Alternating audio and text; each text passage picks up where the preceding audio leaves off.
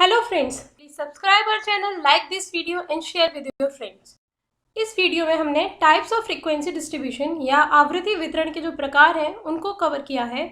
ये जो भी हम आगे की स्टेप्स पढ़ेंगे उससे पहले के जो बेसिक टर्म्स हैं ये उसी में हमें जानना ज़रूरी है कि जो फ्रीक्वेंसी डिस्ट्रीब्यूशन के प्रकार होते हैं वो कितने होते हैं। जो टाइप्स ऑफ फ्रीक्वेंसी डिस्ट्रीब्यूशन है वो बेसिकली हमारे 5 टाइप्स के होते हैं। फर्स्ट, रिलेटिव फ्रीक्वेंसी डिस्ट्रीब्यूशन, जिसको हम हिंदी में सापेक्षिक आवृत्ति वितरण भी बोलते हैं। एंड सेकेंड हमारा होता है प्रोपोर्शनेट फ्रीक्वेंसी डिस्ट्रीब्यूशन, अनुपातिक आवृत्ति वितरण। ये दोनों हमारे लगभग समान ही रहते हैं, इन्हीं के एक ही जो फ्रीक्वेंसी डिस्ट्रीब्यूशन है उसके दो नाम हैं। थर्ड जो होता है वो हमारा होता है percentage frequency distribution. Next, cumulative frequency distribution, जिसको संचयी आवृत्ति वितरण बोलते हैं, और परसेंटेज फ्रीक्वेंसी डिस्ट्रीब्यूशन को हम प्रतिशतीय आवृत्ति वितरण कहते हैं। नेक्स्ट है बाइवेरिएंट फ्रीक्वेंसी डिस्ट्रीब्यूशन, द्विचर आवृत्ति वितरण। इन सभी के बारे में हम इस वीडियो में देखेंगे। देखिए, फर्स्ट है हमारा रिलेटिव फ्रीक्वेंसी डिस्ट्रीब्यूशन या सापेक्षिक आवृत्ति वितरण। इसको हम प्रोपोर्शनेट फ्रीक्वेंसी डिस्ट्रीब्यूशन या अनुपातिक आवृत्ति वितरण भी बोलते हैं।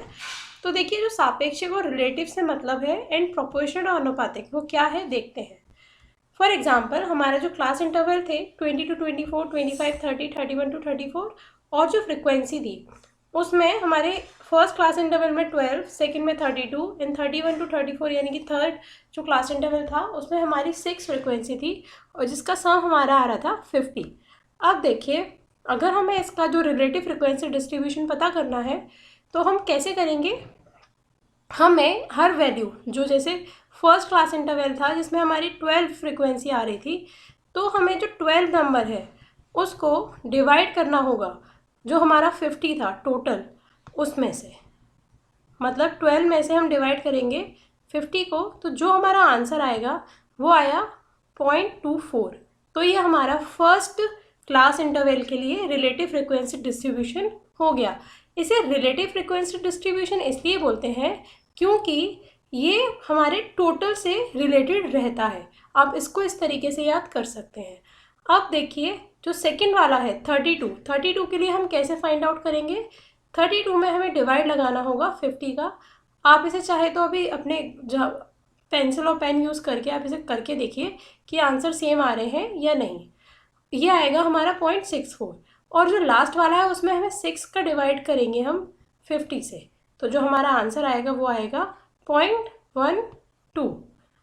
एक यहाँ पर जो मेन बात है ध्यान देने लायक वो ये है क्योंकि ये हमने एक ही सेम वैल्यू से डिवाइड करके यानी कि 50 से डिवाइड करके ये सारी वैल्यूज अलग अलग क्लास इंटरवल के लिए फाइंड आउट की हैं। यहाँ पे हमारे पास कितने 3 क्लास इंटरवल्स हैं। पर अब अगर और कोई हम केस लेते हैं जिसमें क्लास इंटरवल्स भी चेंज हो जाए, कुछ भी हो जाए, पर जो चीज़ चेंज नहीं होगी वो है हमारा 1। मतलब जो रिलेटिव फ्रिक्वेंसी डिस्ट्रीब्यूशन है, अगर हमने ये सारी वैल्यूज़ जो है बिल्कुल करेक्टली अपनी फाइंड आउट की हैं, तो जो इसका आंसर है, जो सम है, total sum relative frequency distribution का, वो हमेशा 1 रहेगा। तो एक क्वेश्चन हमारे पास हो गया, जैसे एग्जाम्स में कभी कभी ये भी पूछा जा सकता है कि रिलेटिव फ्रिक्वेंसी डिस्ट्रीब्यूशन का जो सम रहता है किसी भी फ्रिक्वेंसी डिस्ट्रीब्यूशंस के लिए, उसका एक एग्जाम्पल में वो सम कितना होगा। तो उसे हम कहेंगे कि उसका हमेशा जो सम रहेगा रिलेटिव फ्रिक्वेंसी डिस्ट्रीब्यूशन का वो 1 रहेगा। ये वैल्यू कभी चेंज नहीं होती है। अब इसके अलावा एक चीज़ और हम देखते हैं। सेकेंड हमारी फ्रिक्वेंसी डिस्ट्रीब्यूशन था परसेंटेज फ्रिक्वेंसी डिस्ट्रीब्यूशन। तो परसेंटेज फ्रिक्वेंसी डिस्ट्रीब्यूशन में हमें क्या करना होता है, यहाँ पे देखिए, जैसे यहाँ पे रिलेटिव या प्रोपोर्शनेट था, हम प्रोपोर्शन निकालते थे हर वैल्यू का। जैसे 6 का हमने प्रोपोर्शन किया 50 से, 32 का 50 से, 12 का 50 से। ऐसे ही जो परसेंटेज फ्रिक्वेंसी डिस्ट्रीब्यूशन होता है उसमें हमें क्या करना होता है, इस केस में हम जो हमारी रिलेटिव फ्रिक्वेंसीज आई हैं उनका हमें परसेंटेज फाइंड आउट करना होता है। अब वो परसेंटेज हम कैसे निकालेंगे देखते हैं। देखिए, इसको हम f परसेंटेज से शो करते हैं और जो हमारा रिलेटिव फ्रिक्वेंसी डिस्ट्रीब्यूशन था उसे हमने fp से शो किया। तो जो 0.24 था उसमें बस हमें 100 का मल्टीप्लाई करना है और हमारा परसेंटेज फ्रिक्वेंसी डिस्ट्रीब्यूशन जो है वो आ जाएगा। ये सारे हमने 100 का मल्टीप्लाई करके पता किया है। और जैसे यहाँ पर वैल्यू हमेशा 1 फिक्स रहती थी रिलेटिव फ्रिक्वेंसी डिस्ट्रीब्यूशन के केस में, वहीं परसेंटेज फ्रिक्वेंसी का जो सम आएगा वो ऑलवेज 100 ही आएगा, उससे कम नहीं आएगा। आपको ये बात हमेशा ध्यान रखनी है। तो रिलेटिव फ्रिक्वेंसी का जो सम रहा है वो 1 रहा एंड परसेंटेज का जो फ्रीक्वेंसी डिस्ट्रीब्यूशन का जो सम रहा वो हमेशा 100 रहेगा।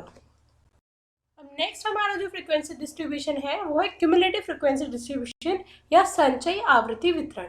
देखिए अभी तक जितने भी फ्रीक्वेंसी डिस्ट्रीब्यूशन हमने पढ़े हैं उसमें जो पहला वर्ड रहता है ये क्यूमुलेटिव या संचयी, ऐसे ही उसमें परसेंटेज या प्रतिशत और फर्स्ट वाले में अनुपात या प्रोपोर्शनेट, उनसे ही हमारा सारा ध्यान हमें फोकस करना है कि इसमें हमें फाइंड आउट क्या करना है।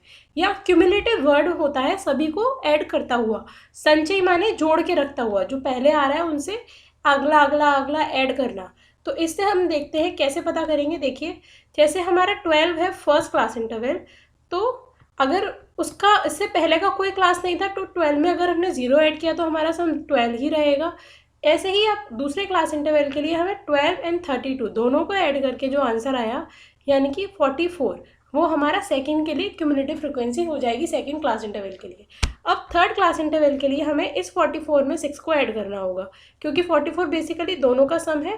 तो थर्ड क्लास इंटरवल के लिए हमें क्या करना है, यहाँ पे जो हमारे तीनों नंबर थे ऊपर से लेके नीचे तक, यानी कि 12, 32 एंड 6, हमें इन तीनों को ऐड करके जो हमारा आंसर आएगा यानी कि जो 50 आया वो हमारा रहेगा। अब इसमें एक क्रॉस चेक करने का तरीका ये होता है, अगर हमारा जो क्वेश्चन है उसमें सभी क्लास इंटरवल का सम जो टोटल है वो और जो क्यूमुलेटिव फ्रीक्वेंसी का लास्ट क्लास इंटरवल है उन दोनों का सम अगर सेम आ रहा है तो हम कह सकते हैं कि जो हमने अपना वर्क किया है वो सही है, एडिशन जो हमने किए हैं वो सही है। तो इसको क्रॉस चेक करने का बेसिकली ये तरीका है। ये आगे के बहुत सारे ऐसे जो टेस्ट हम यूज़ करते हैं उन सभी में उनमें कुछ कहीं ना कहीं ये फ्रीक्वेंसी डिस्ट्रीब्यूशन यूज़ होते हैं, इसलिए हमें इसको पढ़ना यहाँ पर ज़रूरी है। ऐसी क्यूमुलेटिव फ्रीक्वेंसी भी आगे एक टेस्ट में यूज़ होगा, हम आपको उस टेस्ट का यूज़ होने पर इसको बता देंगे।